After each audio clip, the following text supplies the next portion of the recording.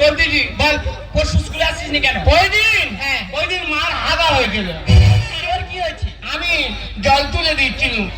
কালকে কেন আসিস নি? কালকে হ্যাঁ। কালকের বাপের পা কেটে গেছিল। তোর কি হয়েছে? তুলে দিয়ে ব্যান্ডেজ করছিল। আজকের বা কেন এসেছো? আজকে আসতুনি। কেন এসেছিস কেন? আজকে কিছুতেই আসতুনি। কেন এসেছি বল? শুনেছি দুটো করে ডিম দিচ্ছে, সেই জন্য এইছি। ও, তুমি লেখাপড়া করতে আসোনি, এখানে ডিম খেতে এসেছো। ডিম তো একটা প্রশ্ন করছি, যদি না ঠিকঠাক উত্তর দিতে পারিস তোর একদিন কি আমার একদিন। আচ্ছা কি বলবি বল। বল ফটকে বানান বল। কি ফটকে। ফটকে? ম্যাডাম ফটকে? এ ম্যাডাম মানে? মারবি নি বলে দিচ্ছি। তাহলে কি করবি? কি মারলে ভেসে দেবো। কি করবি তুই? আমি বিষ খাবো। দেখেছেন লেখাপড়া ঠিক মতো করবি না, শাসন করলে বলে বিষ খাবো। বল ফটকে বানান বল। ফটকে? হ্যাঁ ফটকে ফটকে ফটকে এই বানান বল। বলতেছি তো ফটকে। হ গেল আগিয়ে, ট গেল আটকে। নমস্কার। তুই কে জন্মদিন দেয় মাতিছি? এই, একদম বাজে কথা বলবি না, কান্না বন্ধ কর। এবার আর একটা বানান বলছি। কি বলবি বল। ময়ূর বানান বল। ময়ূর? হ্যাঁ এ ম্যাডাম ময়ূর। আরে বলো ম্যাডাম ময়ূর বানান বল। ময়ূর ময়ূর ময়ূর ময়ূর। এই বলতেছি তো বল তাড়াতাড়ি বল। ময়ূর। হ্যাঁ ময়ের ওপরে উড় ময়ূর। পা ভেঙে দেবো একদম, কান্না বন্ধ কর। এই দেখ এই প্রশ্নগুলো উত্তর দিতে পারিসনি, এবার তোকে ইতিহাস থেকে প্রশ্ন ধরছি। ইতিহাস? হ্যাঁ ঠিকঠাক উত্তর দিবি। দেখি হাসির মতো প্যাক প্যাক করে বলবো। ঠিক আছে বল। হ্যাঁ। সিরাজদৌল্লা কে ছিলেন? সিরাজদৌল্লা কে ছিল? হ্যাঁ। এ ম্যাডাম আমার চোখে কি পড়েছে দেখ। মার কম হচ্ছে তো, সিরাজদৌল্লা কে ছিলেন বল। বলছি তো। তাড়াতাড়ি বল।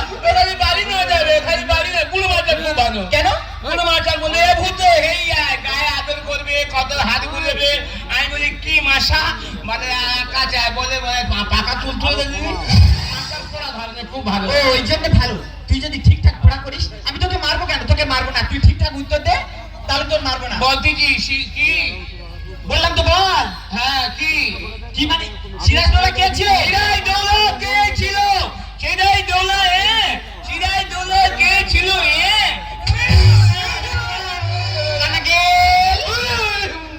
সিরাজদৌল্লা কে ছিলেন বল। এবার তোর নাম ধরে ডাকবো। এই, আগে উত্তর দে। সিরাজদৌল্লা কে ছিলেন? সিরাজদৌল্লা ইস্ট বেঙ্গলের গোলকিপার ছিলেন। কানা বন্ধ কর। এই গালাগালি করো, মুখ খারাপ করবো। তুই মুখ খারাপ করবি না? তাই বাচ্চা।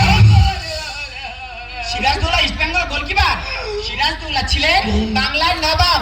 বল তারা কয় ভাই তাদের নাম বলে বল। তারা কয় ভাই? হ্যাঁ তারা কয় ভাই? তাদের নামও বল। তাদের নাম কি? হ্যাঁ তারা কয় ভাই? তারা কি ভাই? নাম বল। সিরাজদৌল্লা কাঁচা গোল্লা দাড়ি বাড়লা। এই একটা নাম হচ্ছে। এই তোর নাম ধরে রাখবো। এই নাম ধরে ডাক। এই করবি। কি সাহস দেখেছেন? লেখাপড়া করবে না, শাসন করলে আবার আমার নাম ধরে ডাকছে। এবার তোকে কয়েকটা কবিতা বলবো, ঠিকঠাক উত্তর দিবি। কপাল দিয়ে একটা কবিতা বল। কপাল? হ্যাঁ কতে কপাল? কপাল দিয়ে কবিতা বল। কপাল? হ্যাঁ নমস্কার। কপাল বল। কপাল ভিজিয়া যায় নয়নের জলে। এই বল, বল। কপাল কোনোদিন নয়নের জলে ভিজেছে? থাম দাঁড়া, হাফ বলেছি এখন হাফ বাঘি। বল পুরোটা বল। কপাল ভিজিয়া যায় নয়নের জলে, পা দুটো বাঁধা ছিল আমড়া গাছের ডালে।